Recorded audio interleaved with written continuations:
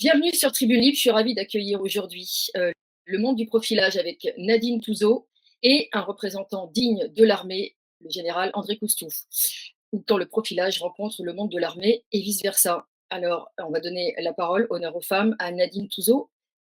Comment l'armée et le profilage peuvent parfois se rencontrer et travailler ensemble? Est-ce que c'est déjà arrivé? Depuis combien de temps vous vous connaissez tous les deux? Si ce n'est pas trop Alors, indiscret. non, non, bonjour à tous. On se connaît peut-être pas depuis très longtemps et je ne sais pas exactement depuis quand, mais on s'est tout de suite apprécié puisqu'on partage les mêmes valeurs. Le profilage est complémentaire avec tous les métiers, en fait, quasiment, puisque c'est un métier qui est transversal et qui travaille sur l'humain et évidemment la défense et sécurité. Donc, ce qui est très important, c'est de pouvoir être dans le prédictif. Et d'être dans le prédictif et la sécurité humaine, c'est d'être capable d'anticiper ce qui peut se passer. Ça fait partie de notre métier. Donc, il m'est arrivé en effet de travailler avec des militaires, à une époque où on était un petit peu moins sous emprise, tel ce que l'on vit en ce moment avec tous ces corrompus qui nous dirigent. Et donc l'idée, c'était de leur permettre de gagner et en vie et en temps. Voilà, donc parce que de profiler les personnes comme j'ai la capacité de profiler très rapidement, je suis réputée pour ça, donc en quelques secondes, je peux faire des profils extrêmement longs et complets. Souvent, je fais des profils très rapides comme ça en discussion ou dans des vidéos ou même par écrit, ça peut m'arriver. Mais pour mes clients, c'est extrêmement long et complet, ou sur des missions, c'est de toute façon long et complet. Et de fait, je donne toutes les indications et tous les éléments, ce qui permet de peaufiner la stratégie, la tactique dans des opérations diverses et variées. Et donc même de sauver des vies, voire de gagner du temps. Ce qu'on disait au COS à une époque, je n'ai pas été officiellement, je ne suis pas rentrée au COS officiellement au centre des opérations spéciales, mais je devais entrer avant cette fameuse affaire de 2013 où nous avons fait une émission ensemble avec Ronald et toi-même, Stéphanie. C'est sur mon droit de réponse. Donc, j'ai travaillé pour eux, gracieusement, et ils m'ont dit tu nous as mis en 10 minutes sur la table 6 mois de travail à plusieurs personnes. Voilà, ça résume exactement comme ça on fonctionne. Donc, on est censé travailler ensemble. L'armée n'est pas toujours avisée de la façon dont un profiler travaille, ou en tout cas moi, puisque chaque profiler a sa propre patte. Et il ne sait pas, mais quand ils voient les résultats, là, ils ont compris et ils savent ce qu'il faut faire. Merci beaucoup. Et général, vous pourriez vous présenter en quelques mots et nous dire ce que le profilage peut apporter à votre corps? D'abord, je salue tous les amis de la France, Mhm. je les écoute. Alors, je veux d'abord me féliciter d'avoir vécu aussi longtemps, parce qu'il y a un an, je ne connaissais pas Nadine Touzeau, je ne savais même pas que le privilège existait. Vous vous rendez compte, j'aurais pu mourir sans avoir connaissance de cela. Je m'en félicite parce que nous avons plusieurs contacts, plusieurs rencontres. J'étais surpris, mais agréablement surpris, pardon, et je pense qu'elle peut apporter beaucoup à tout le monde en particulier et l'armée en général. Euh, j'ai été vraiment impressionné lorsque je regarde quelques photos seulement. Elle m'a décrit des personnages dont j'avais l'intuition de ce qu'ils étaient, mais sans en avoir des, des preuves ou des raisons averties. Et là, j'étais vraiment ébahi. Alors, je ne sais pas si c'est également cartomancienne, j'en sais rien, mais vraiment, j'ai été admiratif du peu de performances que je lui connais. D'accord. Et donc, vous avez mis en application un travail ensemble ou c'est simplement une curiosité pour l'instant? Eh bien, dans un premier temps, elle m'a interviewé. Je ne crois pas qu'elle m'ait profilé, enfin, j'en sais rien. Oui. Elle me l'a caché. Bon, donc elle m'a interviewé une fois, et puis elle est revenue, on s'est déjà rencontrés avant, hein. Elle est revenue vers moi, semblant manifester à mon égard quelque intérêt, en particulier au regard des valeurs que nous partageons. Et c'est ce qui me semble fondamental. Et je crois que c'est la raison pour laquelle aujourd'hui nous sommes ici. Alors, peut-être qu'on va s'ennuyer parce que si on est tous des mêmes avis, comme dirait Martine Aubry, on s'emmerde quand on est tous pareils. Mais on peut être du même avis sur l'essentiel et avoir des angles de vue un peu différents. Merci Général en tout cas, et il est clair que oui, je profile tout le monde parce que je fais attention avec qui je suis, et surtout du côté des résistants parce qu'il y a beaucoup de faux résistants. Et après derrière, si je peux apporter ma contribution pour que les choses s'améliorent, soient plus fiables surtout qu'on soit dans la fiabilité. Je suis de toute façon réputée pour ça, voilà. Mais je ne suis pas cartomancienne, cher Général. Notre métier est hyper cartésien, mais on n'est pas basé sur comme les mathématiques. En fait, c'est un autre langage, c'est un autre code, mais c'est super cartésien. Quand vous parlez des faux résistants, je vous rejoins complètement parce que souvent nous nous posons cette question, en qui peut-on faire confiance? C'est très compliqué. C'est compliqué pour tout le monde. Lors du premier contact, généralement, quand c'est prévu, les gens se montrent leurs meilleurs atouts. Et puis quand on regarde un petit peu, on découvre l'autre. Moi qui ai 53 ans de mariage avec la même femme, je sais bien qu'au départ tout était rose. Et après, les couleurs ont légèrement varié, mais on est toujours là ensemble. Ceci étant, je ne plaisante pas, quand on ne connaît pas bien les gens, comment peut-on travailler avec eux? Et pour leur faire confiance et que cette confiance soit partagée, ça ne se fait pas comme ça d'un coup de baguette. Hein. Et je voulais savoir quelles sont les valeurs que vous partagez tous les deux, ça m'intéresse, même si j'ai déjà une petite idée. Mais... Je vais vous le dire. Je ne sais pas si je vais vous le dire, mais en tout cas, il y a le respect, la droiture, l'esprit de famille, la patrie, la notion de tout ce qui est valeur de l'humanité, du vivant, tout ce qui est pour le bien-être d'autrui, qu'on ne soit pas dans le jugement de valeur, qu'on ne soit pas à critiquer ou esbrouffer, faire du mal aux gens. L'argent n'est pas une valeur en soi, même si on en a besoin aujourd'hui parce que notre société est comme ça. C'est tout ce qui est vraiment humain, tout ce qui est puis les codes, des principes, des codes dans le respect, sans se mettre l'un au-dessus de l'autre. Il y a quand même un minimum de respect à avoir dans la tenue, dans le comportement, dans le langage, dans l'attitude que l'on doit avoir avec les uns les autres, de ne pas avoir des déviances comme on voit partout aujourd'hui, cette déchéance qui est innommable aujourd'hui, mais c'est fait exprès pour nous provoquer. Il ne faut pas rentrer dedans parce qu'énergétiquement, on va dans leur sens. Donc, il ne faut surtout pas rentrer dedans. Il faut les laisser faire leur cirque. C'est leur cirque qui ne correspond qu'à 1 ou 2% de la population mondiale pour entraîner une autre population derrière, mais ils n'y arriveront pas. Donc, c'est toutes ces valeurs-là, à mon sens, que l'on partage. Il y a un profond respect de ce que la personne est, de ce qu'elle a fait, de ce qu'elle peut apporter sans compétition, sans quoi que ce soit. Puis cette notion de patrie, que je n'ai pas fait l'armée, mais je regrette s'il y a des gens qui sont morts pour notre pays, il y a des gens qui sont morts pour notre liberté, pour notre drapeau. Je réitère, nous sommes des otages de la Macronie, nous sommes français. Et quel que soit qu'on soit, quand on a une âme d'un pays, on n'est pas forcément né dans ce pays, mais en tout cas, on doit respecter ce qui correspond à la culture du pays. Si on veut mixer toutes les cultures, si on veut faire en sorte que les mélanges se fassent, ce n'est pas forcément un problème, à condition qu'on respecte la culture. Si c'est pour détruire la culture, ce qui est le cas actuellement en France, là, je dis non. Je dis non, vous rentrez chez vous. Vous nous foutez la paix, parce que moi, j'ai vécu dans d'autres pays. Je me suis acclimatée à la culture du pays et je n'ai pas imposé la mienne parce que je n'avais pas à le faire, tout simplement. Et bien, c'est pareil chez nous. Donc, et ça fait partie aussi de ces valeurs-là et je crois qu'il faut qu'on en parle aussi parce qu'on n'en parle pas assez. Moi, ça fait des années que j'en parle et on me traite de raciste. Non, je ne suis pas raciste. Et à un moment donné, il faut arrêter de dire que le Français est raciste parce que pour avoir vu ce que j'ai vu à l'étranger, je peux vous garantir que les plus racistes, ce n'est pas les Français, mais loin s'en faut, très loin s'en faut. Ça fait partie de ces valeurs-là aussi. C'est tout ce qui est gêne de notre pays, tous ceux qui ont fait partie de ce qu'on est aujourd'hui. Et toute cette transmission qu'on doit avancer et donner pour nos futurs, c'est-à-dire les descendants qui sont les nôtres, mais les nôtres, pas que de notre ventre à nous ou de nos familles, c'est tout le monde, pour qu'on laisse quelque chose de positif, une trace qui permette de déployer, de construire, de transmettre.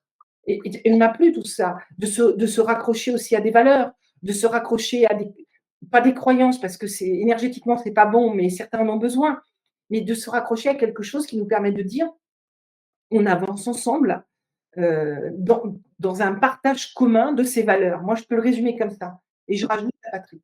Je rajoute cette patrie. Je ne sais pas, Général, si vous êtes d'accord avec moi. Et pour vous, général, ça signifie quoi la patrie? Alors, Ça signifie, j'imagine, de je suis très d'accord avec Nadine Touzeau. J'ai griffonné 3 mots au passage parce que ça peut durer longtemps. Je suis charnellement, viscéralement attaché à la France. Tout en étant de mère italienne. Si on commence à parler de la France, ça peut durer longtemps.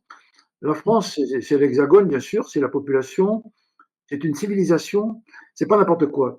Alors, quand vous parlez de ces différentes valeurs qui sont portées aussi par l'armée, par exemple, le mensonge est à écarter et c'est un motif d'incompréhension, de dispute. On sait très bien aujourd'hui que c'est le mode d'action préférentiel de nos gouvernants.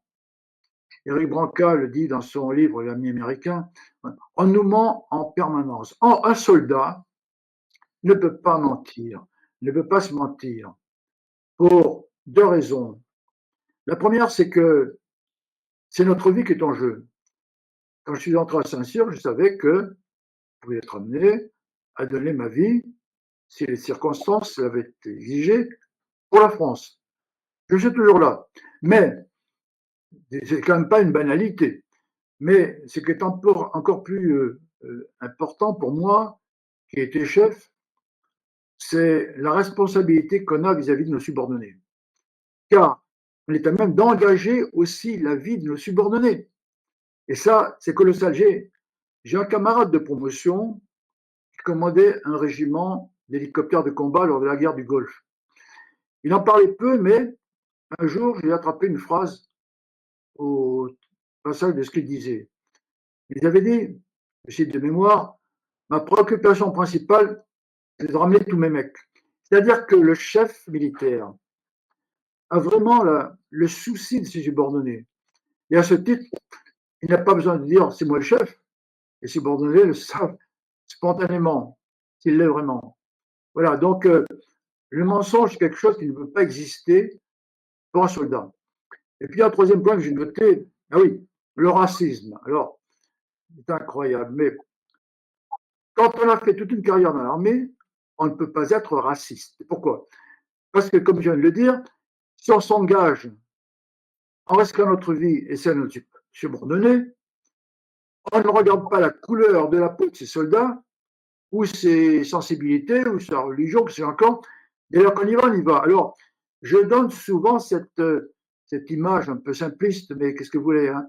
À moi, il y a toujours le fantassin qui sommeille. Un lieutenant qui veut donner l'assaut, soit il a vraiment ses subordonnés en main au sens où il les connaît, il les aime et il les entraîne, et quand il dira à l'assaut, tout le monde se lancera et même le protégera.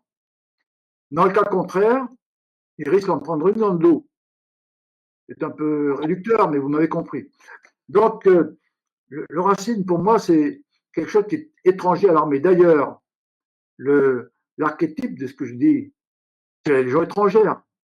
Nous avons des gens qui viennent de partout, de toutes couleurs, de toutes, je ne veux pas dire de tout sexe quand même, hein, même s'ils seraient un peu à la bonne. Non, je ne crois pas. Non, mais c'est vraiment la symbiose de gens qui sont complètement différents et qu'on arrive à faire entrer dans une famille. Alors, souvent, ces gens-là ont des antécédents un peu difficiles. Mais je précise quand même un point qui est souvent méconnu. La Légion n'est pas là pour effacer les crimes de sang. Bon, celui qui a fait une bêtise, on est prêt à tourner la page, il s'engage. Il s'engage dans une famille. Et d'ailleurs, je ne sais pas si nos auditeurs connaissent l'établissement de Puy-Loubier. C'est, en quelque sorte, les Invalides et la maison de retraite des légionnaires, qui a été financée par des officiers de Légion sur leur propre denier. Et lorsqu'un légionnaire s'il a passé 20 ans sous les ponts, quelle qu'en soit la raison, il peut, s'il le souhaite, rejoindre cette maison. Il sera accueilli. Évidemment, il a des règles, il devra participer à hauteur de ses compétences et de ses capacités, soit balayer le quartier, soit tenir la vigne, soit faire de la peinture sur porcelaine. C'est incroyable. Il y a des talents insoupçonnés chez les légionnaires. Je veux dire, c'est une grande famille de gens qui viennent de tous horizons, mais pas à n'importe quel prix. Ils sont entrés dans cette famille grâce à des règles précises et non pas à la démagogie de leur chef. C'est une différence considérable, ce n'est pas un détail, car aujourd'hui, on s'étonne de ce qu'on constate dans notre société. Ben, si nos politiques avaient un peu plus de conviction et un peu plus de courage et fixaient des règles qu'ils respectent d'abord eux-mêmes et qu'ils fassent respecter, on n'en serait pas là. D'ailleurs, je terminerai là-dessus, je ne veux pas monopoliser la parole. Quand les politiques sont un peu dans le désarroi, l'incertitude, ils vont chercher les militaires. Là encore, les exemples sont nombreux. Parce que nous avons des règles. S'il n'y a pas de règles simples, on ne peut pas vivre en société. Simplement. Je voulais vous demander à l'un et l'autre comment vous vivez ce que Nadine appelle une période d'usure et de mutation que nous sommes en train de traverser. Justement. Si tu permets, je vais juste faire un petit clin d'œil avant, parce que, encore une fois, je suis d'accord avec le général. Et général, quelque chose que vous ne savez peut-être pas, je suis membre d'honneur de l'association des légionnaires AAC-CLE à Marseille. Oh. Je salue d'ailleurs le colonel Llanos et oui. Et derrière, affiché derrière, on ne voit pas, tout en haut, voilà. Je salue d'ailleurs le colonel Llanos et toutes les membres de cette association. J'ai malheureusement pas le temps de les voir. J'ai malheureusement pas le temps d'être avec eux. Ils ont des conférences très intéressantes, des tas de choses, mais le temps ne me permet pas. Mais je suis très fière de cela et je les apprécie vraiment beaucoup. Donc, je voulais faire cet aparté parce que je sais que le général ne le sait pas. Mais j'ai rien demandé. Hein, voilà, on m'a nommé membre d'honneur et j'ai un petit diplôme d'honneur également, mais qui est pour moi précieux. Ça ne m'étonne pas. Ah, c'est gentil. Merci. Voilà. Excuse-moi Stéphanie, je t'en prie Nadine. Je pense qu'il y a beaucoup de choses à dire justement sur cette période d'usure et de mutation que toi tu étudies en fait depuis des années d'ailleurs. Alors, si je puis, je vais prendre la parole si vous êtes d'accord, général. Je vais commencer. Donc en fait, oui, j'étudie ça depuis des années. En réalité, c'est que ça fait très longtemps qu'ils mettent tout en place de façon à pouvoir nous encarter, nous manipuler, nous emmener vers un univers dans lequel ils ont tout programmé. Qui fait que, tu sais, c'est vraiment, quand on parle de la notion de la grenouille chaude dans un pot, c'est exactement ça. Tu sais, que tu mets dans l'eau froide et que tu fais chauffer l'eau et la grenouille reste dedans. C'est exactement ça, sauf qu'il y a toujours… Voilà, exactement.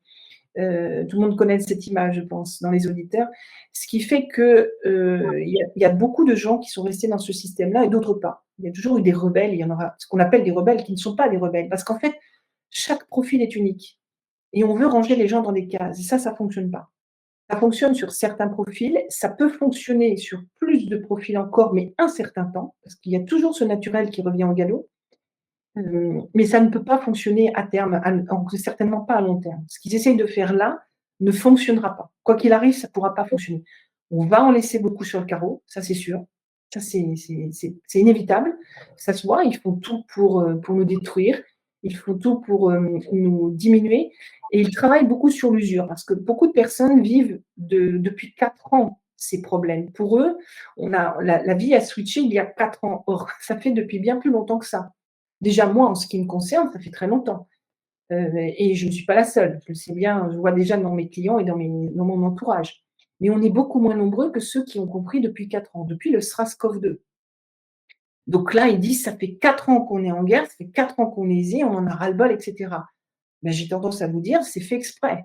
C'est fait exprès qu'on vous emmène vers cette usure-là, pour la simple unique raison, c'est que plus vous serez fatigué, moins vous lutterez, plus ils vous attraperont, plus ils vous appréhenderont.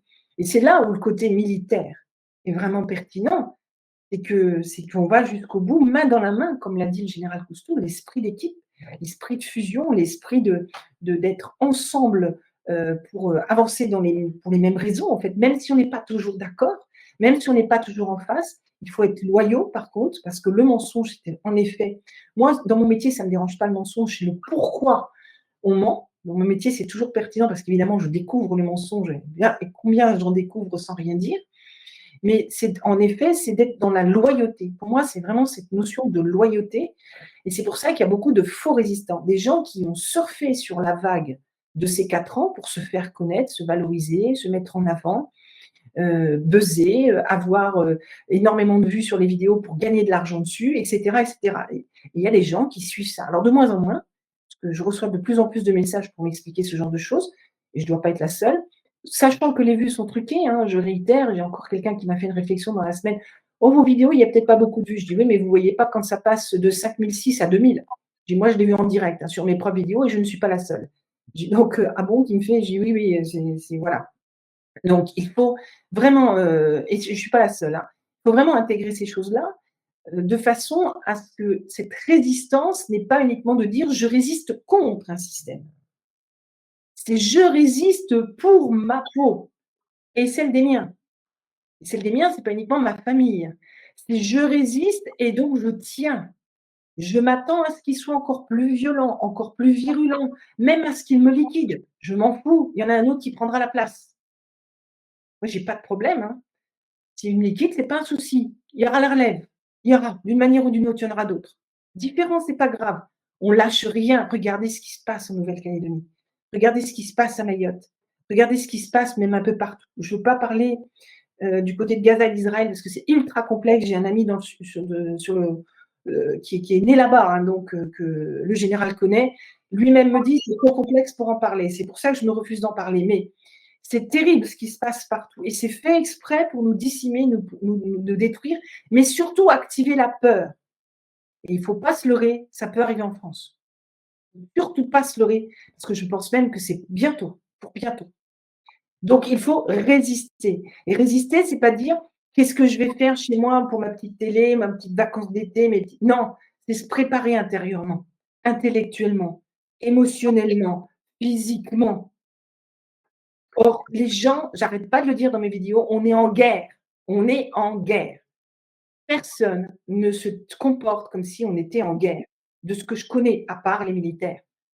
Moi, j'ai la chance d'avoir un père militaire qui m'a un peu formée aussi comme cela, qui était un commando béret noir parachutiste, voilà, officier, j'ai beaucoup été entourée d'un militaire, j'ai toujours été entourée d'ailleurs de militaires, je m'entends bien parce que c'est carré, c'est droit, c'est honnête. Ils ne sont pas tous comme ça, hein, attention. En tout cas, ceux que j'ai autour de moi, c'est cela. Et j'ai un peu cette formation-là, et des gens qui m'écoutent, qui voient chez moi même comment je me comporte et tout, me disent « Mais t'es sûr, tu n'as pas fait l'armée ?» Même non, je ne l'ai pas fait. Je ne suis pas comme un militaire, je ne fonctionne pas, mais je me suis préparée. Et c'est des années de préparation, parce que je savais qu'à un moment ou à un autre, ça allait péter. Parce que je savais que de toute façon, ça allait mal se passer. Et 2013, l'affaire de 2013 a accentué cela. Et j'essaie de le transmettre aux gens, mais on a, excusez-moi d'être un peu cru, mais on a des bisounours en face de nous. Ils n'ont rien compris. Ils vivent comme si tout allait bien et comme si tout allait s'arranger. Non, non et non. Là, on est dans une situation où c'est obligé de péter. Et ça fait un moment qu'on le voit. Et ça va bien péter. Et les gens, qu'est-ce qu'ils vont faire derrière? Ben, il y en a qui vont prendre les fourches. Il y en a qui vont prendre peut-être leur fusil. Il y en a qui vont prendre je ne sais quoi pour se défendre. Mais il y en a beaucoup qui ne sauront pas se défendre et qui vont paniquer. Et c'est là-dessus qu'ils jouent. Plus instaurer la peur, parce que plus vous avez peur, moins vous travaillez sur vous, moins vous sortez de cela, moins vous vous préparez. Or, il faut apprendre à bien dépasser tout cela. Vous savez, quand on est sur le terrain, moi, je me suis fait tirer dessus hein, par des kalachnikovs quand j'ai travaillé avec des gendarmes à Madagascar. Je suis très froide. Il y a eu plein de situations que j'ai vécues comme ça, je suis très froide. C'est après que j'évacue, mais pas sur le coup. Eh bien, il faut que tout le monde s'en sorte. Ce que disait le général. On n'avait pas de gilet pare-balles, on n'avait rien du tout. Hein. On s'est fait tirer dessus, on s'est fait tirer dessus. Puis les herbes n'étaient pas très hautes où j'étais, hein, où on était. Et je suis grande. Donc, et les autres aussi, il y en avait d'autres qui étaient grands. Eh bien, je peux vous garantir qu'on fait tout ce qu'il faut pour sauver sa peau. Mais on regarde les copains, qu'on travaille ensemble. Il n'y a eu personne de blessé, de mort même, ils ont été appréhendés, pas par moi parce que c'est pas mon devoir et c'est pas mon travail, mais c'est pas évident. J'ai vécu plein de situations comme ça un petit peu particulières. Pourtant, je réitère, je n'ai pas fait l'armée, mais c'est pas évident. Mais ça apprend, c'est formateur aussi. Mais on a des réflexes. On forme des gens à développer ces réflexes-là, à les mettre dans des situations difficiles pour que derrière, ils puissent pouvoir appréhender sur des missions. Moi, j'avais des copains en OPEX, on discutait ensemble, j'entendais les balles, je restais froide. Et au bout d'un moment, j'attendais, je dis: «Ça va? Ouais, ouais, attends, je suis occupée là. Je vois ça, tu veux que je te rappelle? Non, non, laisse». Ça pouvait durer 1 heure et après on évacuait ensemble. Il faut comprendre ça. Alors on le voit dans les films, on se dit Rambo, machin et cetera. C'est parfois pas trop loin de la réalité, hein. Mais, là, qu'est-ce qui va se passer si on n'a pas les moyens, on n'a pas de cartouches, les militaires, ils ont pas de moyens, ils ont rien du tout pour pouvoir se défendre, c'est 2 jours pour tenir. Par contre, toutes les milices et tout ça, là, elles sont suréquipées. Et cher général, que peut faire l'armée et quelle est sa position dans ce genre de situation? Enfin, quel peut être son rôle? Après, vous n'avez pas le droit de tout dire, j'imagine. De rien qu'en écoutant Nadine, on pourrait commenter ce qu'elle dit en parlant tout l'après-midi. Bon, alors l'usure, c'est vrai, mais moi je suis relativement optimiste quand même. Parce que je dis souvent, plus on me met de bâtons dans les roues et plus ça me motive. Alors c'est pas le cas de tout le monde, je vais donner l'exemple après. Alors qu'est-ce que ça entraîne? Évidemment, c'est la peur, on connaît tout ça. Il faut absolument que nous, résistants, vrais résistants, nous agissions. Alors, il y a différents moyens d'agir. Le premier moyen, c'est l'éveil, le réveil. Il faut secouer, il faut réveiller les Français. Roupille, hein, pour la plupart. Hier, avant-hier, j'ai rencontré des gens qui me disent: ah, mais moi j'ai eu mes 3 picousses, maintenant c'est terminé. Je dis: attendez, vous avez l'inconvénient d'en avoir 3 et vous n'avez pas l'avantage d'avoir le format complet. Donc vous êtes trompé 2 fois. Et je leur dis: savez-vous que ce produit miracle, Pfizer, il ne parle pas de vaccin, il parle de produit, n'a toujours pas reçu depuis 3 ans l'autorisation de mise sur le marché. Ah, savez-vous ça? Et on n'ose pas utiliser le mot vaccin parce qu'on nous a trompés. C'est la plus grande arnaque de l'histoire de l'humanité puisqu'on a injecté des milliards de personnes sans leur consentement éclairé. Si le consentement est éclairé, ça ne me gêne absolument pas. Je ne vais pas apprécier, juger quelqu'un qui se fait injecter.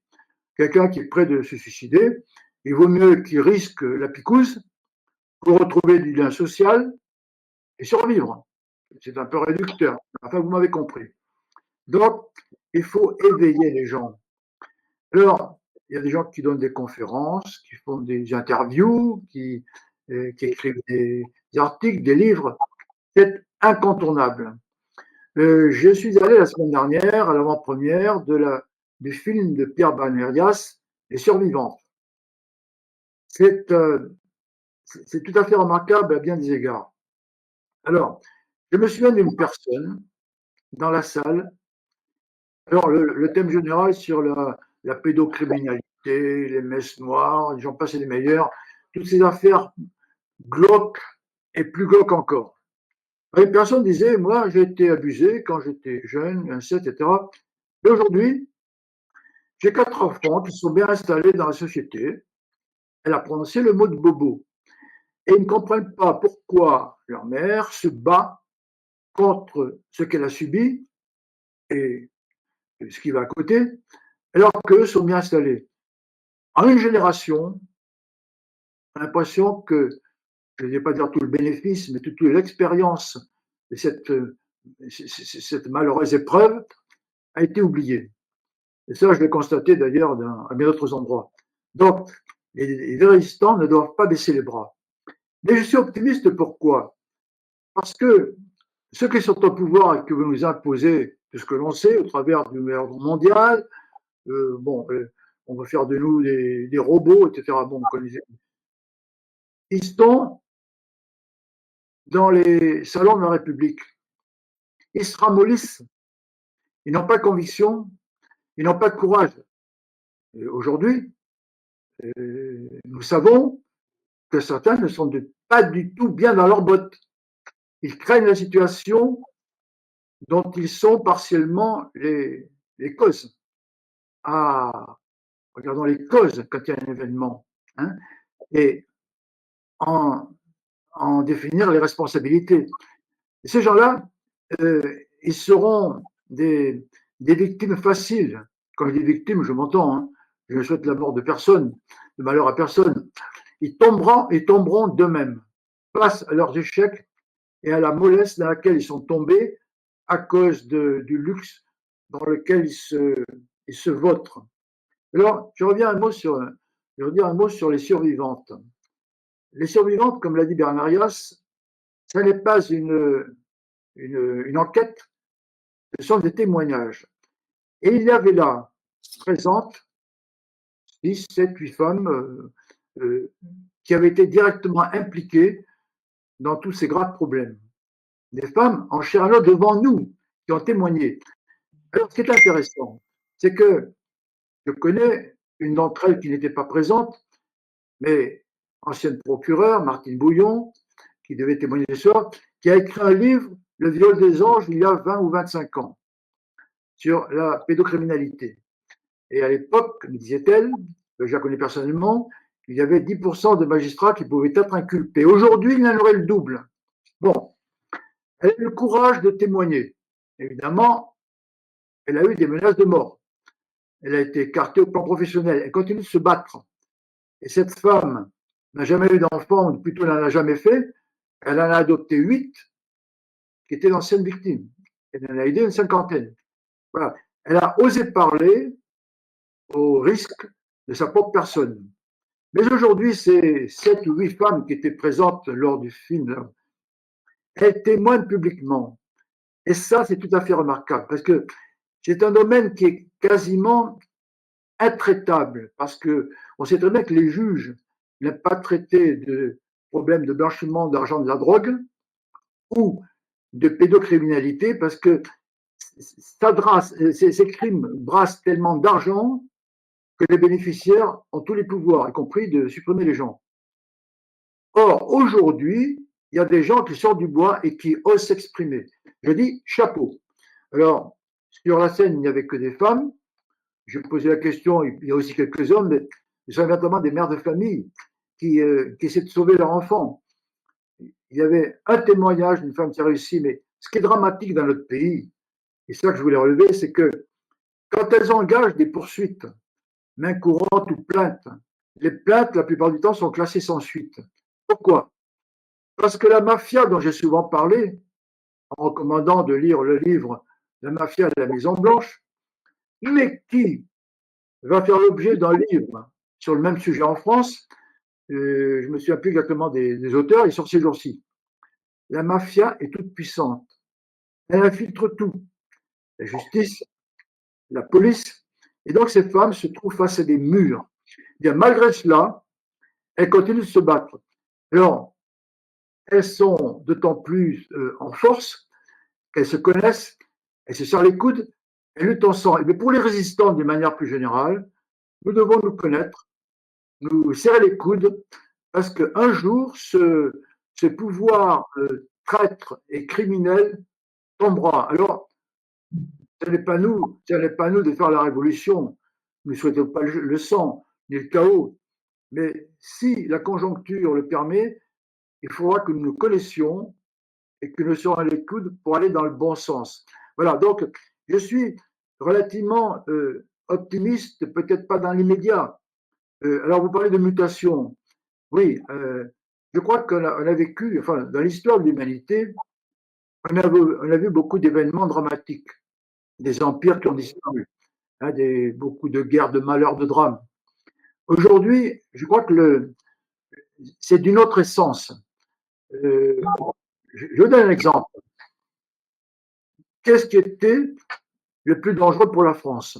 Je suis un peu provocateur, mais je ne serais pas surpris. M. François Hollande ou Adolf Hitler? Ouh là là, je sens que des antennes commencent à vibrer. Hitler n'a pas voulu l'écouter, mais on l'a vu arriver. Je ne vais pas refaire l'histoire. Il a été battu à l'issue de la Seconde Guerre mondiale. Et la France a retrouvé une place dans le concert international des nations. Notre président, lui, hein, celui qui a dit qu'il avait trompé les Russes, d'ailleurs, il fait l'objet d'un mandat d'arrêt international, parce que les Russes ont estimé qu'ils les avaient trompés en disant qu'ils n'avaient pas l'intention de respecter les accords de Minsk. Notre président, avec son air bonhomme et son casque de scooter, il a accepté la loi Taubira. Qu'est-ce que c'est que la loi Taubira? C'est le mariage pour tous. Que des gens, qu'ils soient hommes ou femmes, fricotent ou vivent ensemble, c'est pas mon problème. Je ne veux pas le savoir, c'est une affaire privée. Mais il a fait passer une loi pour légaliser cette affaire-là. Et je connais des hommes politiques dont je ne ferai pas la publicité, d'abord pas forcément très proches, qui disent, je les ai entendus, de ma seule oreille, maintenant les Français se sont habitués, on ne peut pas revenir sur la loi Taubira. Ils ne se rendent pas compte qu'en attaquant la famille, on attaque notre société au cœur. Au cœur. Il y a suffisamment de difficultés, de drames, de familles décomposées, recomposées. Là n'est pas la question. Ce n'est pas la peine d'en rajouter, de légaliser et d'inciter. On voit actuellement la publicité qui est inqualifiable au sujet du parcours de la flamme. Hein. On continue, on fait une publicité mensongère. On fait une publicité de gens qui sont des cas particuliers, sur lesquels je ne penserai pas. Mais pourquoi veut-on mettre en avant ces cas particuliers et faire des cas particuliers la généralité? Voilà, donc l'usure, elle est là, mais on ne se serait pas à battre. Quant à la mutation, il faut continuer d'ouvrir les yeux des gens pour qu'ils se serrent les coudes, ils réagissent et ne se laissent pas imposer ce que nous refusons dans tous les domaines d'ailleurs. Hein. Pourquoi est-ce que notre président veut absolument nous imposer une Europe dont les Français n'ont pas voulu? Je vous rappelle le référendum de 2005, le traité de Lisbonne du traître M. Nicolas Sarkozy, mais il n'était pas le seul. Quasiment tous nos élus, nos représentants ont trahi. C'est-à-dire qu'ils ont dit oui, alors que le peuple avait dit non. Et pourquoi notre président, qui continue sur la même lignée, veut nous imposer une Europe qui devait nous apporter des rivières de miel, de paix et de prospérité, qui nous amène là où nous en sommes aujourd'hui, et ça contre la vie des Français. Mais comme malheureusement la communication et son mode de gouvernance ou de gouvernement préférentiel, les Français ne se rendent même pas compte qu'ils sont trompés, manipulés au quotidien. Quel était l'état d'Europe, hein? Alors, les exemples sont nombreux. On a vu. D'ailleurs, je vais terminer parce que je ne veux pas vous monopoliser encore une fois. En France, qu'est-ce qui va bien aujourd'hui? Il y a des choses qui progressent. Il faut être objectif. La dette, par exemple, progresse. Le déficit de la France progresse. Le nombre d'incarcérés dans les prisons progresse. Et tout le reste va mal. Bon. Alors, est-ce que les Français sont capables de se rendre compte de cela? Est-ce qu'ils vont se détacher de BFM TV? Je suis désolé, je n'ai pas de télévision à la maison. J'entends parler. Je le redis une fois, je n'ai pas de télévision, ça m'a évité d'attraper le Covid. À vous, chère madame. Nadine, vous voulez rebondir? Tu veux rebondir là-dessus ou je peux te poser la question d'après? Vas-y, tu rebondis. Je vais rebondir sur quelques points. Donc, bon, évidemment, je partage encore une fois ce que dit le général, mais bon, on se parle déjà comme ça en privé. Donc, on est déjà d'accord. Je vais juste rebondir sur un point, c'est qu'en comportement, de ce que j'analyse aujourd'hui, bien qu'on ne souhaite pas la guerre, hein, on soit d'accord, hein, on essaie toujours plutôt de la préparer. Hein. Revenons aussi à ce que dit Sun Tzu, hein, d'éviter la guerre, c'est de préparer la paix. Enfin, comme je suis dyslexique, des fois j'inverse tout, mais je pense que vous avez compris. Là, ils savent qu'ils ont préparer la guerre, c'est vis pacem per bellum, c'est la devise de l'école de guerre. Si tu veux la paix, prépare la guerre. C'est ça, voilà, exactement. Mais excusez-moi, comme je suis dyslexique, des fois je inverse tout. Et là, j'ai une semaine bien chargée, donc du coup, ça s'accentue en fait. Donc désolée. Ce que je voulais dire, c'est que là, en comportement, on voit et ils savent qu'ils ont perdu. Ils le savent, hein, tous ces corrompus, déviants, pourris, pédophiles et tout ce que l'on veut là, qui ne sont pas nombreux hein, au regard de la population. Il ne faut pas l'oublier, ça aussi c'est un truc que j'ai dit plus souvent, on est plus nombreux qu'eux, oubliés. Comme ils savent qu'ils ont perdu, ils lâchent les chiens, entre guillemets. En général, contre les chiens ou les animaux, mais c'est une expression un petit peu comme on a vu à la fin de la Seconde Guerre mondiale, où ils font tout pour aller encore plus loin dans la destruction. Et c'est ce qu'on observe aujourd'hui en comportement. Je réitère, on l'a vu dernièrement, pour moi, c'est une déclaration de guerre. Ce qu'elle fait, attention, je m'avance peut-être trop, mais ma vision que j'ai des choses, la Nouvelle-Calédonie, Qu'est-ce qu'il a à foutre là-bas, là? C'est quoi le beans, là? C'est quoi l'histoire? On n'est juste pas chez nous, hein, donc il faut quand même pas l'oublier. Les Kanaks, enfin, c'est leur problème, c'est leur vie, ils veulent l'indépendance. Pour moi, c'est une forme de déclaration de guerre. On n'est plus à ça près avec ce qu'ils ont fait avec la Russie. Je ne vais pas débattre. Le général rebondira dessus s'il a envie, mais moi, je ne vais pas aller plus loin. Et là, donc, ça va être encore plus violent et virulent. C'est là où il faut faire très attention. On le voit, ça progresse de plus en plus. Et là, c'est ça il faut être super vigilant. C'est pour ça aussi la flamme olympique. Donc, dans la violence, c'est l'Eurovision. Je sais pas, moi, je regarde pas non plus parce que j'ai une télé, mais c'est juste pour regarder des documentaires ou des films sympas, notamment des vieux films. Ça me détend des fois, et sinon, je regarde rien d'autre. Mais clairement, j'ai pas vu l'Eurovision, si ce n'est le gagnant, là, l'espèce de poule qui caquette là, avec ses plumes et tout machin. Donc, c'est fait exprès pour provoquer. C'est ça aussi une forme de guerre. Ça fait partie de la guerre, ça aussi. C'est une violence parce que psychologiquement, ça martèle. Et ça fait mal, surtout pour les gens qui ont bien compris que ça ne fonctionne pas. Il ne faut pas rentrer dans ces jeux-là. Il ne faut pas rentrer. Il y a ça aussi qu'il faut intégrer. Ce n'est pas uniquement la guerre avec des armes. Comme je disais au début, on est en guerre, mais l'ennemi ne s'identifie pas de la même manière que comme dans les guerres d'autrefois. Ce n'est pas la même chose. C'est beaucoup plus complexe, subtil et en même temps casse-pied. Donc on ne fait pas la guerre de la même manière qu'autrefois. Pour ces points-là, pas pour les points comme il se passe dans les autres pays où c'est déclaré d'armes à armes, pour ainsi dire. La notion des pédophiles, pour rebondir dessus, ça aussi, c'est un sujet que je connais et je parle depuis longtemps. Je suis moi-même victime, hein, je l'ai dit dans des vidéos, donc je peux le redire, d'agressions sexuelles sur mineurs et majeurs. Et je salue Pierre, puisque je suis une ancienne de Hold Up. J'ai fait partie de Hold Up, donc je salue Pierre, il fait de l'excellent travail, Pierre Barnerias.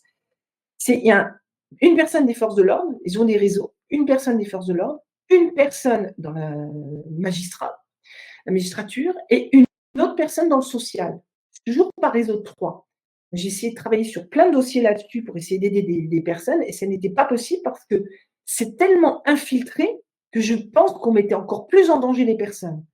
C'est super compliqué. C'est tellement verrouillé, les disparitions d'enfants qui ne reviennent pas. Enfin, on laisse. Moi, j'ai eu des tas de cas aussi. J'ai vu des tas de choses où on laissait l'enfant chez le père pédophile et la mère, elle en devenait mais malade de chez malade. Et donc, c'est inadmissible. Ça fait des années. C'est pas nouveau, ça date pas d'hier. Dans ce même cas, attaquer les familles ne date pas non plus uniquement de cette situation que vous avez évoquée, les mariages pour tous, là, avec Taubira, que j'ai croisé un jour, c'est épouvantable. Donc ça aussi, celle-là, bon bref, ça date surtout, je pense, quand ils ont commencé à lancer le féminisme à tort. Donc, ils ont lancé le féminisme. D'ailleurs, le véganisme a été lancé de la même manière, hein, de la même façon par les Américains, pour pouvoir détruire l'humain et la famille. Donc là, en l'occurrence, le féminisme, la famille et la femme, en lui faisant croire qu'elle pouvait être l'égale de l'homme. Grave erreur. Grave erreur. Nous sommes complémentaires et c'est formidable, ça fonctionne très bien comme ça. Quand on sait le faire, quand on prend conscience de ce qu'on est, nous, femmes et vous, hommes, dans ce qu'on est capable de mettre en place, sachant qu'on peut avoir un bout de masculinité, nous les femmes, et vous, un bout de féminité, à doser, bien évidemment. C'est extraordinaire toute cette magie qui peut se faire quand cette alchimie se met en place entre ces deux êtres si imparfaits, comme disait Alfred de Musset. Donc, je voulais rebondir là-dessus pour compléter les propos du général pour nos auditeurs, hein, bien sûr. Nadine, tu parles du néo-féminisme, on est d'accord? Pas du féminisme qui nous a permis quand même d'avoir le droit de vote et un compte en banque sans demander. Oui, non, je parle des femmes qui veulent faire des bébés toutes seules, des femmes qui se disent. Oui, enfin, je sais pas, tu donnes le nom que tu veux, mais en effet, c'est cela. C'est pas dans le sens d'avoir une certaine autonomie, une certaine liberté de faire ce qu'on veut de notre vie, parce qu'en effet, on n'est pas une esclave, pas plus qu'un homme. Hein. Personne ne doit être esclave, et c'est chacun son choix. Même d'avoir des enfants seuls, c'est un choix personnel. Mais d'avoir incité les femmes dans ces voies-là, là, je suis contre. Là, je suis totalement contre. Selon toi, il y a de l'excès dans la propagande. Oui, mais de toute façon, toute propagande est excessive, de fait. Et Nadine, je voulais te demander ton avis de profiler sur la régularité ou non des élections, puisque certains disent on va s'en sortir par les urnes. Point d'interrogation. Alors déjà énergétiquement, c'est pas bon puisque ça met un poids sur quelqu'un en fait pour diriger. Mais bon, ça c'est mon point de vue. Je réitère pour ceux qui sont dans l'énergétique, c'est quelque chose qu'ils comprennent. Moi, personne, j'estime qu'on a besoin plus de guides ou de consortiums de sages que de dirigeants. Ça, c'est mon opinion. Je réitère, ça n'engage que moi. Les élections, ça fait longtemps que c'est truqué. Moi, j'ai connu autrefois, justement par mon père notamment, on en parlait, qu'il faisait voter des morts. Ça existait déjà autrefois. On faisait voter des morts. C'est-à-dire, on mettait sur des listes électorales des votes, mais en fait, ils étaient au cimetière. Bon. Et j'ai eu une expérience quand je vivais en Bretagne, donc il y a à peu près 4 ans, je crois, je suis partie. Donc pour les élections présidentielles, donc moi, je n'ai pas été votée parce que je savais que ma voix ne serait pas entendue, que même si la personne pour qui j'aurais pu voter était en place, ils auraient fait ce qu'ils avaient voulu. Parce qu'en fait, il y a un programme qu'ils doivent suivre, ils ne le suivent pas, et c'est pour ça qu'on est censé voter. Je rappelle à l'origine. Et l'État nous doit beaucoup de choses, dont un travail, la santé, la sécurité, etc., etc. Donc c'est pour ça que je ne vote pas depuis très longtemps. Ma grand-mère qui avait voté, qui avait scandé les pavés parisiens pour que les femmes votent, à chaque fois, c'était un discours terrible entre elle et moi. Paix à son âme, mais c'était notre seule discordance. Donc, on l'avait vu dans notre petit village, je crois qu'on était 800 habitants de mémoire, 800 et quelques. Donc, on s'était parlé entre nous et on s'est dit, ah ben non, pas Macron. Tout sauf Macron, mais pas Macron. Et en fait, Macron arrive en tête. Les gens, je dis oui, c'est normal. C'est normal. Il y a plein de solutions pour tricher sur les élections. Donc déjà, tout ce qui est Internet, c'est le cyber. Donc ça, c'est un sujet que je connais aussi puisque je suis chercheuse dans ce domaine, chercheuse internationale, hein, avec des théories scientifiques que j'ai développées, sur lesquelles certains pays d'ailleurs travaillent. Cette machine, entre guillemets, t'en fais ce que tu veux. Je suis désolée, c'est pas toi qui es maître derrière. T'en fais ce que tu veux. On a vu aussi des résultats qui ont été transmis par SMS. Pareil. Tu vois, il y a plein de choses. Et puis, plus tu mets des étapes entre un point A et un point X, par exemple, et plus tu as des risques, pour quoi que ce soit, du reste. Donc, c'est pas possible d'y croire. Il y a beaucoup de gens qui ont fait des calculs sur les élections de celui qui squatte l'Élysée, là, et ils sont arrivés à 1,47 ou 2, et quelques. J'ai vu deux trucs passer. Mais en gros, ils ne dépassaient pas les 3%. Donc, je ne vois pas comment il aurait pu dépasser les 3% parce que le Français a tendance à voter sur ce qui le rassure. Donc, c'est quelqu'un qui est là depuis longtemps. Le Français est conservateur. Et on l'a vu aux États-Unis. Il y a des preuves d'ailleurs qui sont sorties maintenant, enfin. Mais les preuves, on les avait en fait depuis longtemps. C'est qu'il fallait que ça sorte juridiquement parce qu'on reste dans ce système où il faut évoluer comme ça. On l'a vu en Suisse. Dominion est très connu dans ce domaine-là. Et on l'a vu ailleurs. Simplement, c'est comme le reste, ça doit être étouffé. Et c'est un leurre de croire qu'aujourd'hui, on a une personne politique capable de nous sortir de là dans ceux qui se présentent dans les élections. Je parle de ceux c'est un leurre. C'est un leurre. Alors, les gens pensent que c'est avec ça, ça va marcher, mais il y a des infiltrations partout. Il y a des tas d'infiltrations partout, c'est-à-dire que dans les partis politiques, dans les associations, dans tout ce que vous voulez, à partir du moment où on sent que ça peut déranger, on va créer, même si c'est dans l'opposition contrôlée, on va créer des profils où on va envoyer des profils dédiés pour derrière qu'ils fassent leur métier de taupe, quoi, qu'ils fassent du de renseignement, et que derrière, ils manipulent de façon à ce que tout tombe. Ça, c'est pas nouveau, hein. C'est pas quelque chose. Une autre façon de truquer les élections, c'est de faire une propagande assez virulente en faveur d'un candidat. Exact. Donc ça, c'est le marketing, hein, c'est le marketing politique où on utilise le comportemental des gens, on manipule sur le comportemental et psychologique des gens en faisant croire que. Il y a un exemple, c'est Chirac avec Le Pen, je crois que c'est ça, où il y avait Le Pen qui était plus important que Chirac à une élection il y a quelque temps. Et donc tout le monde a dit que Le Pen était un raciste, que c'était un mauvais candidat. Je sais plus ce que. Enfin, il a été coiffé pour je sais pas combien d'hivers, à tort ou à raison. Je ne vais pas rentrer là-dedans. Et donc ça a complètement capoté l'élection. Mais ça, là encore une fois, ce n'est pas nouveau. C'est de la manipulation de masse. On appelle ça de la manipulation de masse. Ce sont des méthodes comportementales et marketing qu'on utilise. Notre métier peut manipuler ce que je refuse de faire et ce que je refuse que mes étudiants fassent. Ça, c'est interdit. Et vous, Général, vous pensez quoi du système électoral français? On va commencer par la dernière. Les élections, je ne les crois absolument pas. C'est donner au peuple l'impression qu'il participe à la décision. Le président actuel a dit lui-même qu'il avait été élu par effraction. Bon, on sait très bien, tout ça, c'est manipulé. Alors, l'élection européenne, on peut se dire, ça permet à certains d'accéder à la tribune. C'est vrai. Mais, Madame von der Leyen, pourtant, elle a été attaquée. Elle n'a jamais produit les SMS par lesquels elle a passé les 71 milliards de contrats avec Pfizer. Bon, passons. Donc, finalement, les élections, c'est de la poudre aux yeux. Un mot sur le féminisme, chères mesdames. Je pense que les féministes exacerbés, ne défendent pas la cause des femmes.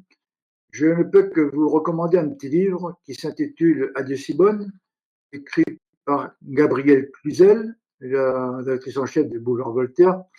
Il est tout à fait savoureux parce qu'il est écrit par une femme, et piquant, et elle prend les arguments des féministes à contre-pied un par un. À la fin, elle dit qu'on avait compris que Simone, c'est Simone de Beauvoir. Passons. Un exemple concret. J'ai une épouse, toujours la même depuis 53 ans. Elle a abandonné progressivement son métier pour s'occuper de nos 6 enfants. Il faut dire qu'en déménageant 16 fois, il y avait des choix douloureux. Aux yeux de l'État, elle n'a rien fait de sa vie. Elle a aujourd'hui une pension de retraite de 503 € par mois.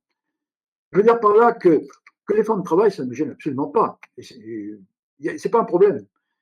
Souvent, elles n'ont pas le choix de ne pas travailler. Et je connais beaucoup de cas. Voilà. Donc, les féministes, souvent, se trompent de combat. C'est de l'idéologie, encore une fois. Alors, au début, vous avez dit, Nadine, que les résistants étaient plus nombreux qu'on le pensait. En fait, la masse, qui ne dit pas grand-chose, le jour où le pouvoir va basculer, elle va aller du côté de ses intérêts. Tout le problème est de choisir le moment et le moyen pour cela. Et puis, je voudrais quand même dire un mot sur la Nouvelle-Calédonie. La Nouvelle-Calédonie, j'ai passé 5 ans. J'ai passé mon bac en 1963. J'en garde un souvenir merveilleux. Mon père était gendarme, à Vaud, puis à la fois commandant de brigade. Je me souviens de cette ambiance. Il m'amenait souvent dans les tribus. Guatemala, Grand Coulis, Petit Coulis, à Unjo, sur la mer, où était enterré un Milo. C'était fabuleux. Il m'amenait avec lui quand j'étais en vacances. Il y avait une ambiance et des liens tout à fait exceptionnels entre lui et les Kanaks. Et quand il avait fait une bêtise, il y avait des prisonniers qui logeaient à la gendarmerie, dans un local particulier. Alors ces gens-là, le jour, ils jardinaient, le soir, on jouait au ballon, et la nuit, ils dormaient dans le tôle. Nous, c'était le Pérou pour nous. Et un jour, il y a une petite fille qui est venue apporter un régime de banane à mon père en disant « Chef, c'est la paire de maman, elle a dit que tu as bien fait de mettre papa à l'abri, sinon il aurait continué à faire des bêtises. » Bon, ceci étant, en 80, lorsque la gauche est arrivée au pouvoir, elle s'est offusquée de ce que l'alcool était interdit dans les tribus. Je veux simplement rappeler que l'éradication des Indiens en Amérique du Nord s'est faite justement à cause de l'alcool, entre autres. Donc, d'une certaine façon, c'était les préserver. Alors, bon, on connaît les manières de faire des idéologues. Voilà. J'avais de très bons camarades. D'ailleurs, tous mes camarades d'enfance ou de lycée sont en Nouvelle-Calédonie. Et je les salue. Je ne sais pas si vous allez jusque-là. Un pays merveilleux. Il y a qu'un truc qui était embêtant, c'était les moustiques. Mais à l'époque, j'avais la chair tendre. Je peux vous raconter un tas d'anecdotes, mais c'est un pays merveilleux. Il y a de la place pour tout le monde. Chacun peut vivre en paix. C'était le cas d'ailleurs, parce que les fameux colons dont on parle, je me souviens, la famille de Guatemala, des gens qui ont mouillé la chemise pour cultiver des terres qui n'étaient pas faites précédemment, parce que quand les Français sont arrivés là-bas, ben, les Kanaks se mangeaient encore entre eux. Désolé, c'est relaté. Bon, eh bien, le colon, qu'est-ce qu'il fait? Il cultive sa terre. Quand il a besoin, ou quand il avait besoin, je pense que ça a changé, de quelques hommes, il s'adressait au chef. Il y a une hiérarchie, il y a le petit chef, le grand chef, et ça se passait très bien. Les gens, ils allaient cueillir le café ou autre chose, le temps qu'ils gagnent assez d'argent pour s'acheter l'objet de leur convoitise. C'était à l'époque, évidemment. Hein. Et puis, il y a le problème du nickel. Mais Quand je suis arrivé en Nouvelle-Calédonie, on avait fait escale à Port-Vila, ancienne Nouvelle-Zébride, qui était un condominium franco-britannique. Depuis, c'est devenu le Vanuatu. Il serait intéressant d'aller voir comment ça se passe. On sait que c'est un paradis fiscal. Moi, je n'ai pas à m'immiscer dans ces affaires de la Nouvelle-Calédonie, mais les gens un peu avertis doivent bien savoir que nos amis anglo-saxons ont un œil lubrique face à ce trésor grâce à son nickel, ses minerais, son climat. La zone maritime, c'est fabuleux. C'est quand même une île qui fait 450 km de long pour l'île principale. Hein. Et alors, il y a des gens qui sont voraces à côté là. Le Japon, la Chine, l'Australie, la Nouvelle-Zélande, les États-Unis. On a envie de nous faire sortir de l'hémisphère sud dans le Pacifique. Évident.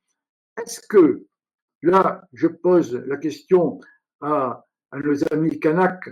Moi, je n'ai que des amis là-bas. Hein. Kanaks comme Blanc, comme Caldoche, comme Zoreille. J'étais un Zoreille. Est-ce qu'ils seraient gagnants s'ils se retrouvaient indépendants?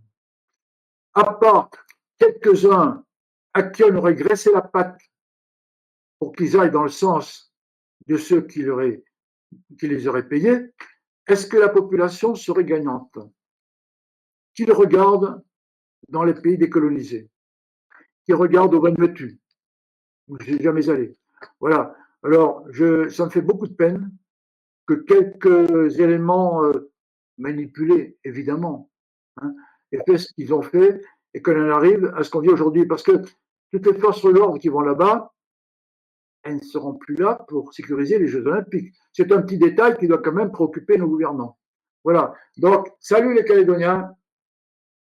Merci. Oui, effectivement, les accords de paix de Nouméa sont remis en question, en fait. L'accord de paix de 1988. Oui, mais ça, lorsque on a interrogé il n'y a pas longtemps M. Manuel Valls sur la question, il était Premier ministre, il a essayé de commander quelques Marocains en Catalogne, ça n'a pas marché, il revient, il est toujours en embuscade. Ils peuvent parler maintenant, évidemment. La situation d'aujourd'hui n'est que le résultat de ceux qui en ont conçu les causes, provoqué les causes. Pour quels intérêts? Il faut leur demander. Je suis impitoyable face à ces politiques qui, au lieu de servir la France, la desservent pour des intérêts personnels ou idéologiques. Je suis désolé, je suis prêt à répéter ça devant n'importe quel tribunal. J'aurais une question pour vous, Général. Est-ce que l'armée, cette grande muette, est-ce qu'elle recèle en son sein et dans son secret des factieux? Ah, la grande muette. Voyez-vous, je me situe pendant toute ma carrière. J'ai été très discipliné. Quelquefois, je dis trop.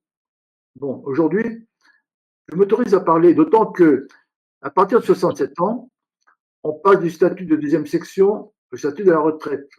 Et à ce titre, on perd les 10% d'abattements fiscaux dont on bénéficie jusqu'à 67 ans parce qu'on est rappelable au coup de sifflet. Donc, j'estime que c'était le prix à payer pour retrouver ma liberté de parole, tant que je l'ai perdu un jour. Alors, maintenant, je ne fais plus partie de la grande muette. Et ce que je dis, et ce que j'écris, c'est ce que mes camarades d'actifs ne peuvent ni dire ni écrire. Ceci étant, le devoir de réserve qu'on nous met sur le museau, là, pour nous empêcher de parler, comme le masque, hein, c'est un alibi. La légalité ou le légalisme, on m'en pose la question souvent. Alors, généraux, qu'est-ce que vous faites? Des blablas, des discours? Quand est-ce que. Non, je réponds imperturbablement. L'armée est loyale au pouvoir, elle est dans la légalité. En fait, je triche un petit peu. Pourquoi? Parce que le soldat a le devoir de désobéir à un ordre illégal. Si le soldat a obéi à un ordre illégal, il tombe lui-même dans l'illégalité. Un exemple, la picouse. On oblige, alors d'une manière très hypocrite, parce qu'on ne doit pas écrire noir sur blanc, mais on oblige les gens à se faire injecter. Et s'ils n'acceptent pas, soit, comme me l'écrivait il y a quelques jours un candidat à la Légion, il m'a dit j'ai frappé à la porte, comme je ne voulais pas mes 3 doses, on a refusé ma candidature. Ou bien on met les gens dans un placard, leur carrière est en croix, ce qui explique que mais à tous les niveaux, hein, il y a une érosion de colonels, d'officiers subalternes, de sous-officiers, même des militaires du rang. Hein. J'ai eu beaucoup de cas à traiter, entre guillemets, des gens qui ne voulaient pas cette injection. Alors, on les oblige indirectement. C'est d'une grande hypocrisie. Mais en les obligeant, on est dans l'illégalité. Il y a des chefs qui, un jour, risquent d'avoir des comptes à rendre. Et c'est le sens de la lettre ouverte de M. Patrick Pazin. Je ne veux pas critiquer les grands chefs. C'est extrêmement difficile et délicat. Mais il s'adresse au chef d'état-major des armées en disant que si le président est intouchable par la justice en tant que président, eh bien, les autres ne sont pas intouchables. Ils ont peut-être à rendre des comptes. Donc, je ne voudrais pas me trouver à la place des général Burkhard, hein, qui n'a jamais dit « Ok, allez-y, avec ou sans picouse ». D'ailleurs, comment vous expliquez le fait que certains corps de métier n'étaient pas soumis à cette même obligation de picouse? Voilà, la police est syndiquée. Les transporteurs routiers sont syndiqués. Bon, j'en passe. Les enseignants sont syndiqués. L'armée n'est pas syndiquée. On n'a pas besoin de syndicats d'armée. Dans la mesure où les chefs sont bons, le chef, il s'occupe de ses subordonnés. Il n'y a pas besoin de syndicats. Alors, il y a des moyens de pression qui existent dans certaines corporations qui n'existent pas dans l'armée. L'armée, globalement, elle est loyale, évidemment. Elle est loyale au pouvoir, en particulier au chef des armées qui, en l'état actuel des institutions de ce pourvu les Français, est le président de la République. C'est lui le chef des armées. Mais là encore, la question de l'obéissance, de la discipline, on pourra en parler longtemps. Je l'ai déjà dit en une autre occasion, je n'ai jamais servi un ministre, un président de la République. J'ai servi la France, mais j'ai obéi au président. Encore faut-il que les ordres soient légaux. Alors évidemment, si les ordres sont illégaux, il y a deux solutions. Soit on obéit quand même, on se met dans l'illégalité, soit on s'en va. Tu en penses quoi, Nadine, de ça? L'ordre illégal, la légalité, le droit ou le devoir de désobéir? Je suis pour. Moi, je suis totalement pour. C'est qu'à un moment donné, si on estime que notre vie est en danger, si on estime qu'on fait quelque chose qui est contre les valeurs, par exemple, de tuer les siens alors que les siens ne sont pas nos ennemis, si on estime que c'est un fou qui donne des ordres, si on estime que… je veux dire, on ne peut pas donner tout le pouvoir à une seule personne. Personne n'est parfait et personne n'est capable de tout faire soi-même. C'est toujours bien d'avoir un effet miroir ou un regard différent qui nous rappelle que là, on est à côté de la plaque, on n'a pas pris une bonne décision, on a dit quelque chose qui n'est pas bon, on se comporte mal et ainsi de suite. Et il faut l'accepter, ce genre de choses. Le problème, c'est que le pouvoir, cette notion de pouvoir entrave la possibilité de la remise en question. Plus les gens montent, plus ils ont la possibilité d'être dans le pouvoir, mais c'est ce qu'on leur donne. C'est-à-dire que s'il y a des gens qui sont devant comme ça en admiration, oh là là, c'est le président quand même, il ne faut pas rien faire. Non, pour moi, c'est qu'un pauvre type qui squatte les… Voilà, non, ce n'est pas mon président. Je suis en otage de la Macronie. Je suis prisonnière de la Macronie. Je suis française. Il n'y a pas de président. Il n'y a rien du tout. Et c'est pareil pour les sinistres, là, et tout ça, pour reprendre l'expression de Coluche qui était très juste. C'est non. Je ne leur donnerai aucune énergie, rien. Ils n'auront rien de moi. C'est tout. Ou le strict minimum que je suis obligée de donner, comme payer mes impôts, payer ce que je dois payer, mais c'est tout. Et ça, c'est hors de question. Je ne leur donnerai pas de légitimité parce que ce ne sont pas des êtres humains dignes d'humanisme, dignes de reconnaissance, dignes de loyauté, dignes de quoi que ce soit, en fait. Pour moi, ça sort de tout. Donc, oui, j'estime que les militaires, depuis longtemps, j'ai discuté en off avec des gens de la DGSE, on se faisait des rendez-vous comme ça. Nadine, il faut que je te parle. Écoute, j'en peux plus de ce système, je fais quoi? Je démissionne. Ça date de 10 ans, ça au moins, ou plus. Et ça a continué. Des militaires, des gens qui étaient dans des unités spéciales, qui faisaient quasiment que de l'OPEX. On discutait tout le temps de ça. Et il y avait ceux qui étaient non bornés. Je fais ma mission. Je dis, mais vous réfléchissez. Je sais pas, moi, il y a des gens qui m'ont raconté des histoires. On a fait des missions, on nous a dit que c'était des terroristes. En fait, non, c'était des ouvriers qu'on a butés. Parce que l'État voulait la mainmise sur quelque chose. Je dis: «Mais les gars, à un moment donné, vous n'avez pas dit, faut arrêter?» «Bah non, parce qu'un salaire, parce que» toujours, mais les excuses sont faciles à trouver. C'est être lâche, c'est plus facile que d'être courageux, que d'être digne, d'avoir la foi en soi. C'est beaucoup plus facile d'être lâche et moi, je dis: «Non». J'ai toujours et de toute façon, j'ai toujours eu ce caractère, qui s'est développé, à force des coups que j'ai pris dans la vie. Ça me pose aucun problème. C'est ce que disait le général tout à l'heure. À la limite, c'est ce qui nous permet de nous développer, de nous améliorer et ainsi de suite. Ça nous remet en question et c'est pas plus mal, hein. On dit des fois de prendre des coups de pied dans les fesses aussi. C'est pas même si on les a pas mérités, c'est pas grave. Eh bien, il faut arriver à transcender, à dépasser tout ça. Mais la dignité, c'est quand même pas rien. Moi, je vais me regarder droit dans les yeux tous les soirs dans la glace. C'est non, c'est hors de question. Moi, j'aurais été militaire il y a longtemps que j'aurais démissionné ou j'aurais simplement dit: vous n'allez pas me donner les ordres parce que vous êtes complètement starbé. Je ne vais pas tuer quelqu'un, je ne vais pas faire ça. Les gens, le problème du militaire, c'est qu'il écoute les ordres, il respecte les ordres. Il fait partie de la culture, le militaire. Mais la difficulté, c'est qu'il ne remet pas en cause l'ordre, il ne réfléchit pas sur l'ordre, savoir si c'est un ordre qui est vraiment fait pour ce pourquoi il a signé. C'est ça le truc. Et c'est quand on regarde dans l'histoire, ça n'a pas toujours existé. Le militaire, d'ailleurs, aujourd'hui, n'est pas aimé, n'est plus aimé, sauf certains, comme le général, par exemple. Là, oui, mais globalement, il n'a plus du tout la cote. Alors qu'autrefois, si, général, je vous confirme. Si, si. Mais il n'a plus du tout la cote aujourd'hui, le militaire. On n'attend plus après lui. C'est l'agriculteur qui a la cote aujourd'hui. C'est le gilet jaune qui a la cote. On l'a vu s'en prendre au gilet jaune, par exemple, ça a entaché une réputation sérieusement. Général, je vous ai vu prendre des notes pendant que Nadine s'exprimait. Vous voulez réagir? Ah oui. Bon, ce que vous disiez au départ, là, le président agit seul. Et il se croit parfait. Mais non, nul n'est parfait.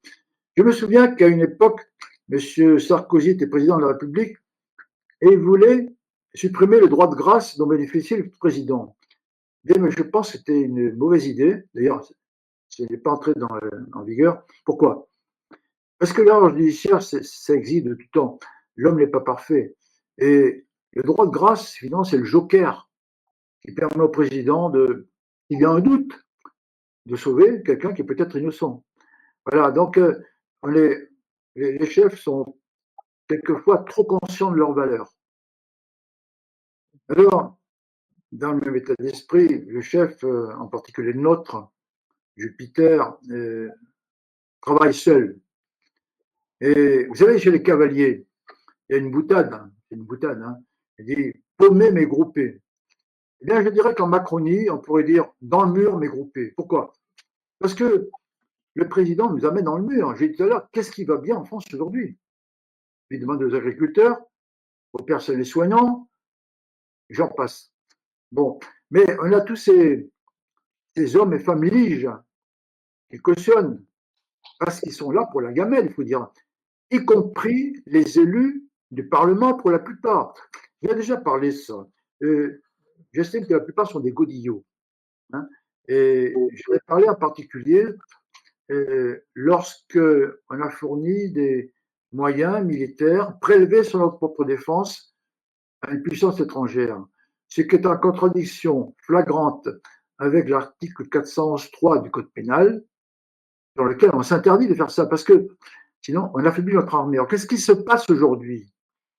On a fourni des moyens militaires à l'Ukraine, c'est un choix politique. On les a prélevés sur notre armée. Et en même temps, l'option d'envoyer des troupes de sol n'est pas exclue. C'est la raison pour laquelle, pour ma part, il y a pas très longtemps, 15 jours, 3 semaines, j'ai porté plainte devant la Cour de justice de la République contre 3 ministres au motif de la violation de cet article. Je ne suis pas le seul. Le général Pellizzari a fait la même chose. Eh bien, qu'est-ce que vous croyez? On m'a répondu par retour du courrier que je n'avais pas subi de préjudice personnel, donc ma plainte était irrecevable. C'est-à-dire que pour la commission des requêtes, ce sont des gens hors sol, des technocrates qui ne réfléchissent pas. Ils n'ont pas compris, je ne demande pas de dommages et intérêts. Je parle pour mes camarades d'actifs qu'on menace d'envoyer en Ukraine, mais dont on prive des canons ou des munitions dont ils auraient besoin. Eh bien, la Cour de justice de la République considère qu'il n'y a pas de préjudice. C'est une honte. Alors, un dernier point, vous parlez de démission, évidemment, c'est très compliqué. Pendant ma carrière, j'ai toujours tout donné à mon métier. Et parce que j'étais capitaine, on me disait que la menace était à l'Est, l'Union soviétique, le peuple de Russie, etc. Le monde communiste. Et moi, je le croyais. C'est peut-être un peu le cas. Et en 81, le président arrive avec 4 ministres communistes au gouvernement. Il y a quand même de quoi se poser des questions. Alors, qu'est-ce qu'on fait? Soit on s'en va, soit on reste. Ben oui, j'avais le nez dans le bidon. 6 gamins sur le bagage. Une madame, je ne sais pas où, bon, elle suivait quand même. Je suis resté. Mais aujourd'hui, il y a beaucoup de colonels qui sont partis, d'autres qui se posent des questions. Je leur dis, il faut rester. Pourquoi? Parce que le président va passer, les hommes et les femmes vont passer, la France restera. Une armée, ça ne se reconstruit pas comme ça. Donc, je salue des gens qui, comme le colonel Hogar, qui est un ami, dont j'ai les bouquins, a démissionné au Kosovo quand il a pris conscience qu'il ne travaillait pas pour la France, mais pour la CIA. Jacques, chapeau. Il faut le faire. Colonel de Légion, une allée étoilée devant lui, il est parti. Bon, mais je ne jette pas la pierre ni à ceux qui restent, ni à ceux qui partent.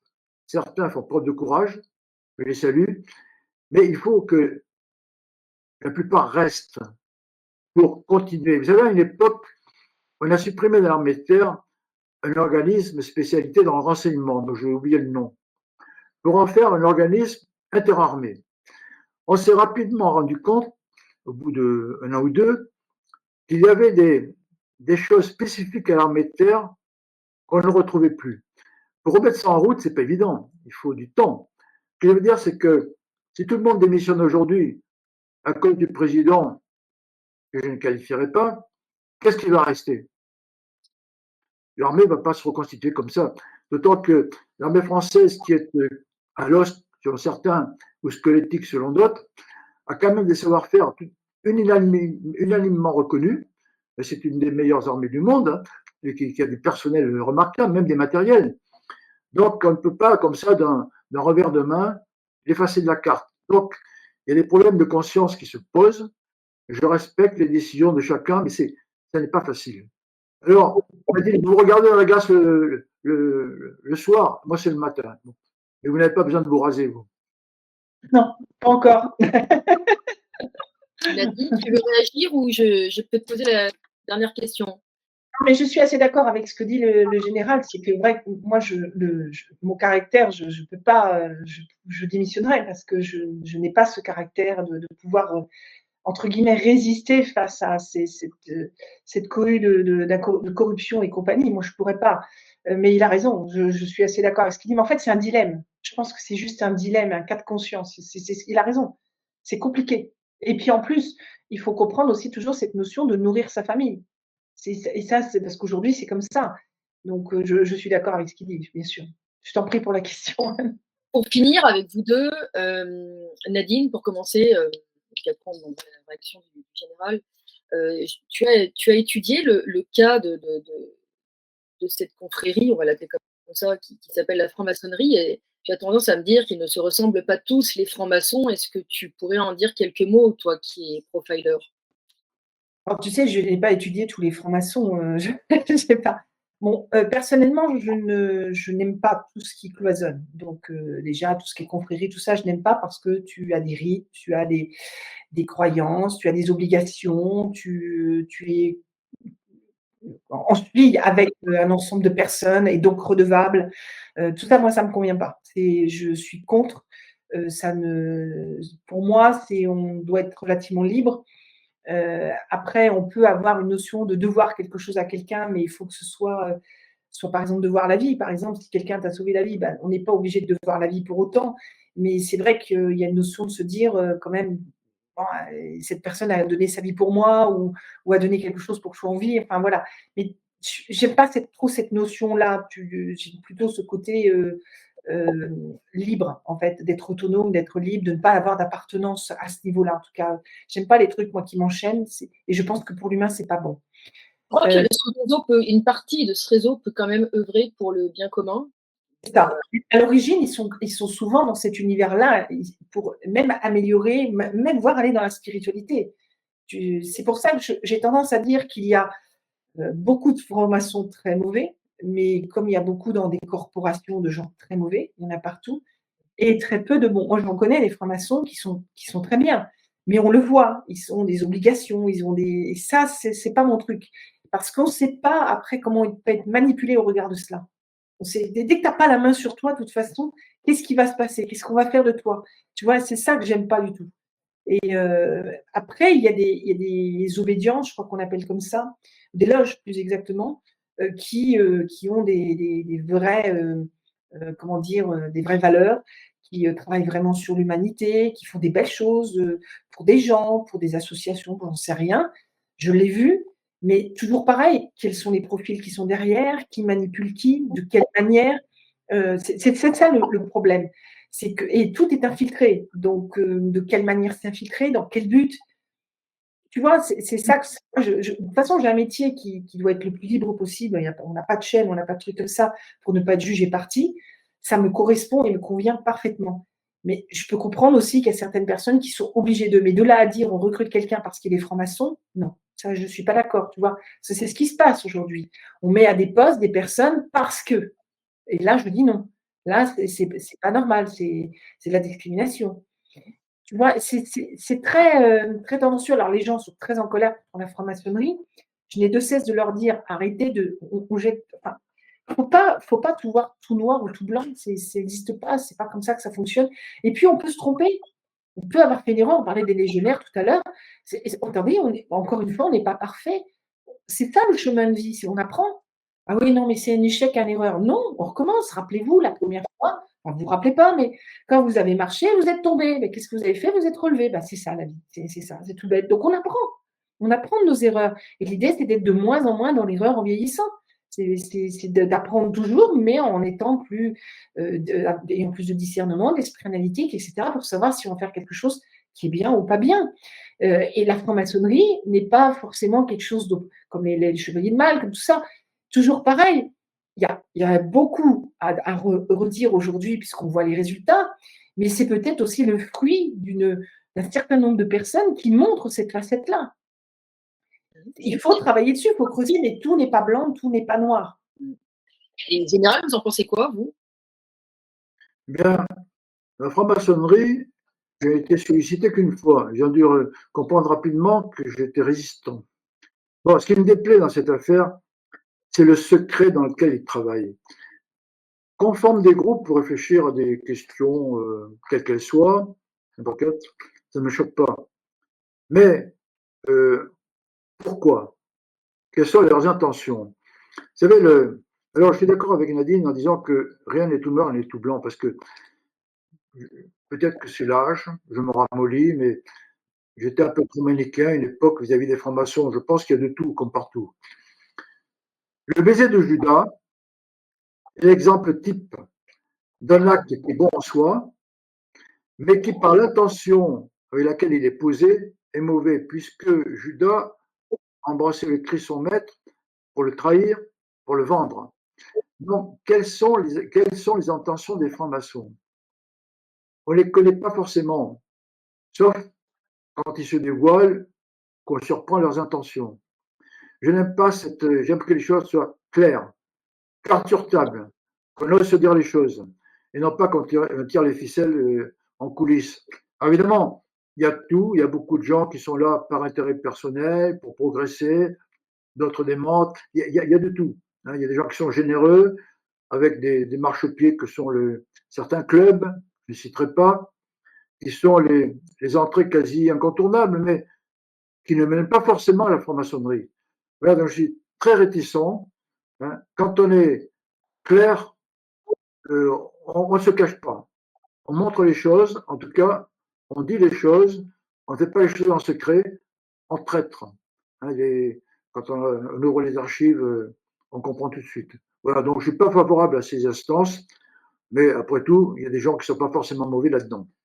Je me permettrais de rebondir en disant que de toute façon, c'est des fusions aussi de plusieurs instances diverses et variées qui vont, je ne sais pas si il y a un petit coupure ou non, c'est bon. Je disais, il y a une fusion entre des instances pas uniquement franc-maçonnes, déjà la fusion franc-maçonnerie Illuminati, par exemple. Il y a tout un ensemble de choses comme ça, des imbroglios en fait de plusieurs instances qui œuvrent dans des intérêts communs en fait. Et c'est ça qui est encore plus dangereux en réalité. C'est ça aussi qui peut donner une image de façade, c'est la franc-maçonnerie, mais en fait, il y a plein de choses derrière aussi. Mais bon, moi, je ne suis pas pour non plus. J'ai aussi été approchée. Et... Pas pour moi. En tout cas, je voudrais vous dire un grand merci pour cet échange riche entre deux professionnels droits dans leurs bottes, comme on peut dire, face à l'adversité. Merci à vous deux. Merci à toi. Merci, Général. C'est moi qui vous remercie. Et bon vent pour la France. Vive la France. Oui.